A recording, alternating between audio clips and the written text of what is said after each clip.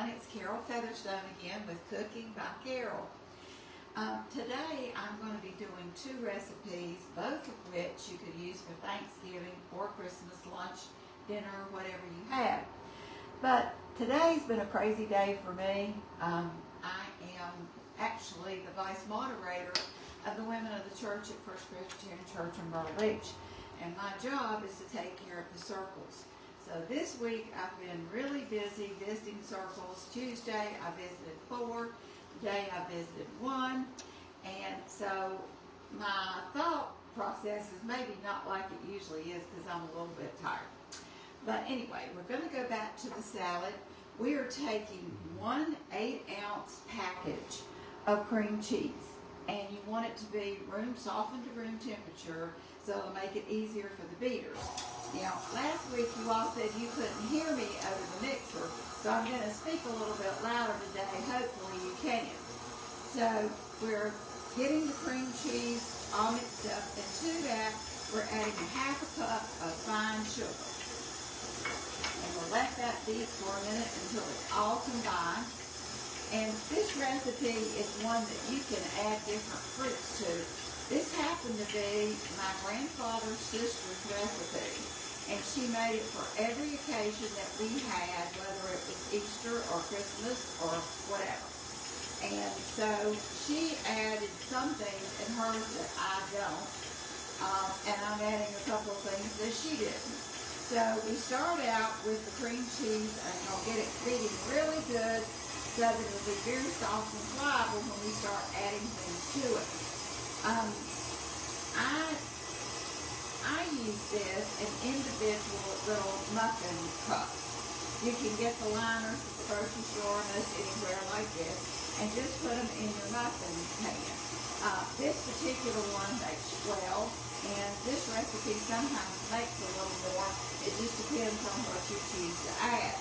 So I'm going to take the mixer and take off the cream cheese and put it in a bowl like this. Always get everything you can. Like I told you last week about the cake, get as much off the beaters as you possibly can, because if it stays in there, everything won't be like it's supposed to be. Okey-dokey. I think pretty much we've got this. I can get everything off and get it all incorporated in the bowl. And I put that in. So we'll move this off. This week I was able to get the bowl off without any trouble. So I'm going to move this away just a little bit. And so, if you'll see how it kind of looks, it's just real creamy.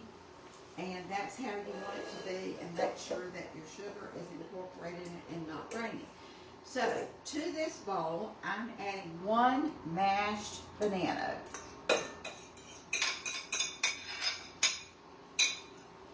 Okay. And we're adding 1 cup of flaked coconut, sweetened flaked coconut. And make sure when you put it in, you take your fingers and you get all the little lumps out that you'll find in a package. Now, this used to come in cans, but now it's hard to find a can of flaked coconut. You have to find it in a bag. So let's stir those two together right here. So we can get all that in here. Make sure all that's done together. And again, it's very difficult, and I haven't had any luck at all finding a can of crushed pineapple that's about half this size. And I've looked everywhere and to no luck. So today we're just going to take it and we're going to add about half, juice and all, into the cream cheese mixture. So I think I've gotten about half of it. Okay. And we're going to stir that in really well. Get all this stirred up.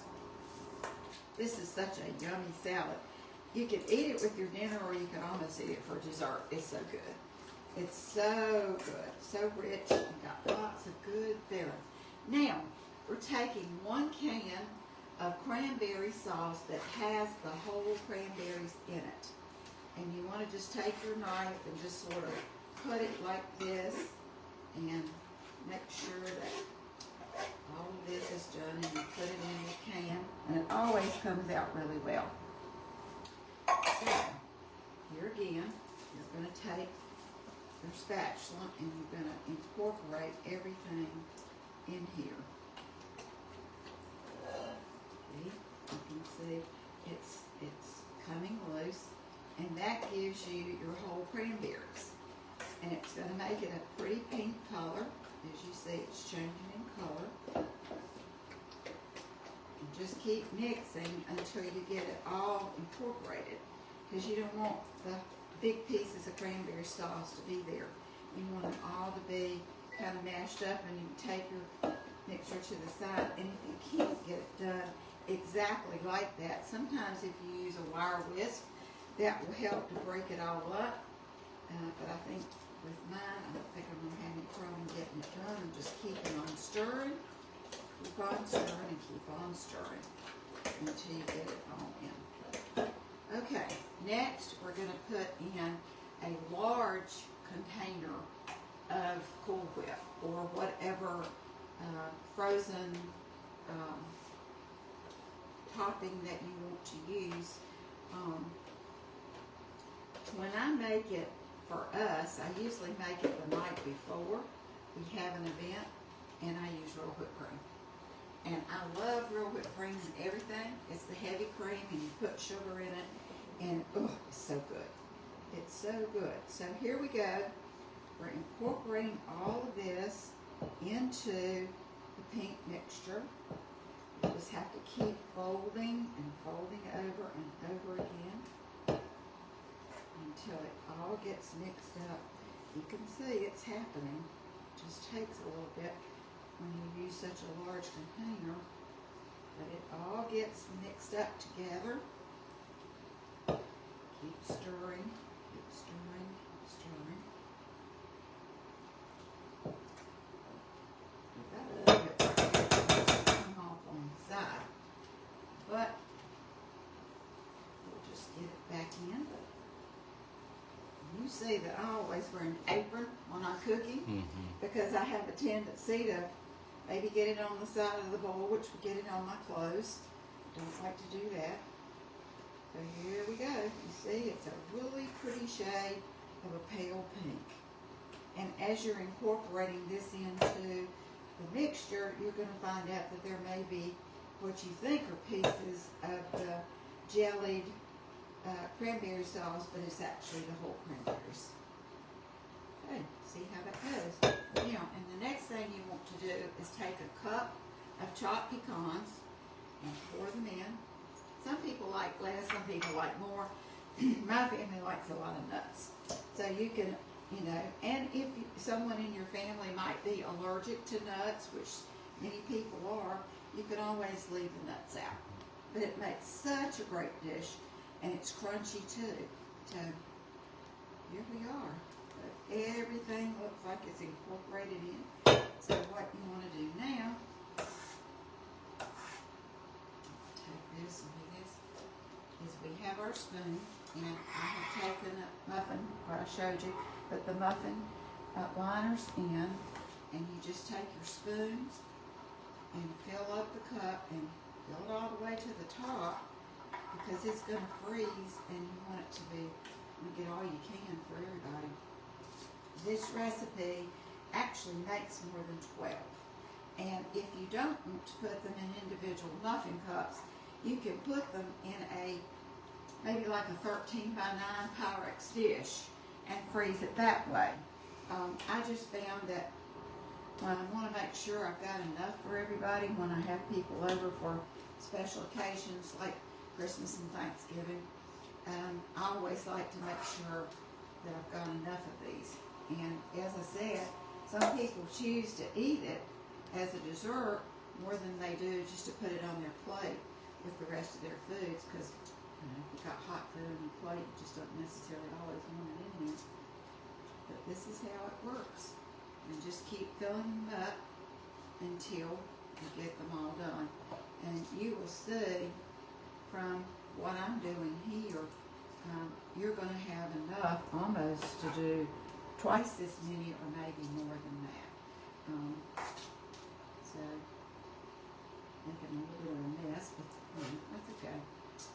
When you're filling up cups like this, sometimes it's really hard to make sure that you don't get it on the sides. But yeah, I would say this recipe, if you put them in the muffins like I'm doing right now, you're probably going to have twice as many, so you probably have 24. And if you want to put it in a 9 by 13, it'll be thicker, and they can just slice it into individual pieces, and everybody's happy.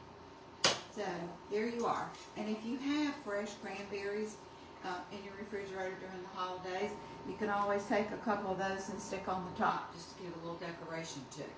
So this is what we've done for today. So I'm going to ask my helper over here, they'll just put it in the refrigerator, in the freezer.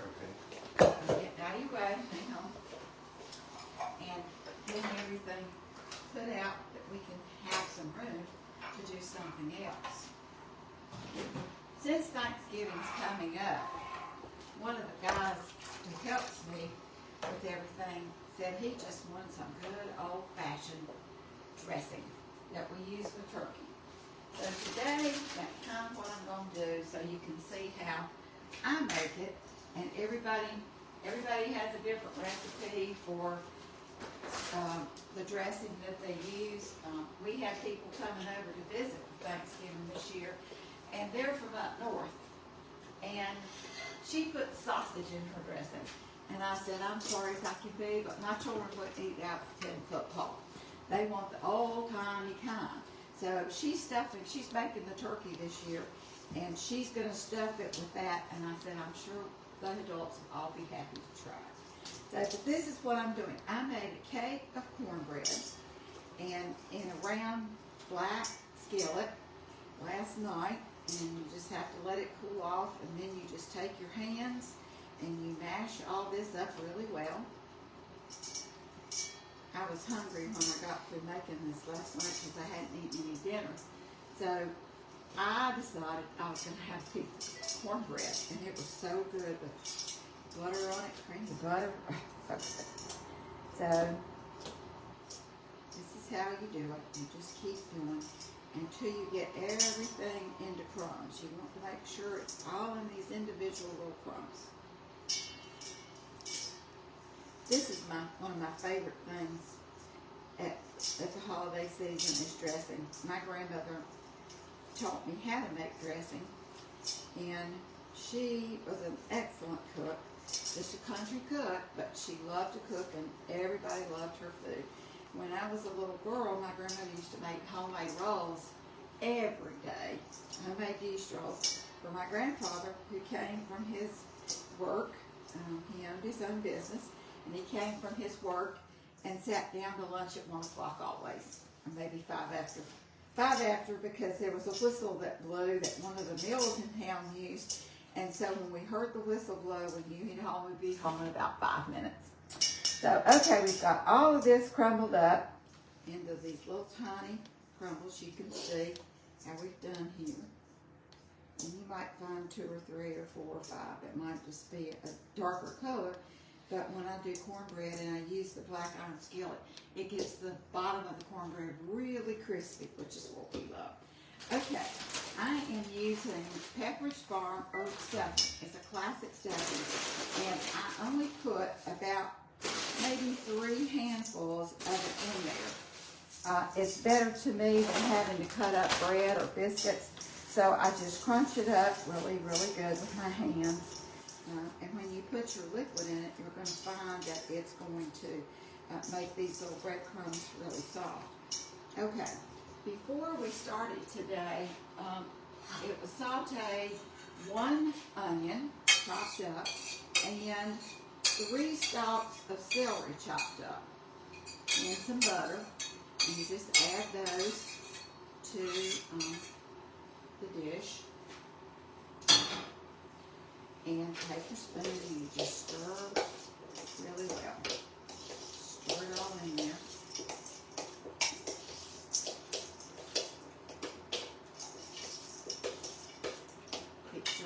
to this, I am going to add 1 tablespoon of poultry seasoning. And this is what my family likes. In years past, my grandmother used to put sage in it. But my family likes it not quite as strong, and your family might not like it as strong as I do it. But I usually use the poultry season, which probably has a little bit of sage in it itself. And then the next thing you're going to do, you'll find I do a lot of cooking with my hands because it's so much easier to incorporate things with your hands than it is to have to use a spoon. So this is a box of chicken broth. You can buy it by the can, or I just buy them like this because when I'm making things, I usually use a whole one of these. And one of the things that you want to make sure when you're making dressing is that it's really, really moist, because that's what makes it good. So you take your hands and you go back in here and you get all of this done. And sometimes I have to let it sit a while because of the little pieces from the Pepperidge Farm stuffing mix are a little bit hard, and sometimes they don't want to dissolve as quickly as I'd like for them to. So sometimes I just have to leave it set to one side. And this is all you do now. I will tell you, I taste it, and if I don't think it has enough of the poultry seasoning in it, I will put more. But this, you can see, is really wet. You see how it is? It's really wet and really moist. So let me wash my hands off. And we have a 9 by 13 pan. And we're just going to pour this into that pan. Okay, now you can see that it's got lots of moisture in it right here. So that is really good, and you want to stick it into a 350 degree oven until it turns brown and you know that the set. When you do it like this, you don't want it to wiggle like you do when you put it in the oven. You want it to be a firm, great dressing. So these are the things that I've decided to make for you today. Hopefully this helps you in preparing your holiday meal coming up. We're going to have some other great things that you'll be able to use for your holiday meals in next week's segment. Thanks all that are watching, and continue to watch, and please go to our website. It's cookingbycarol.com, and you will find recipes each week, none of which are in the cookbook. So you're getting a great addition to what I'm going to be putting out soon, hopefully by the first of the year. So have a great week and have a great weekend. Hope your football team wins.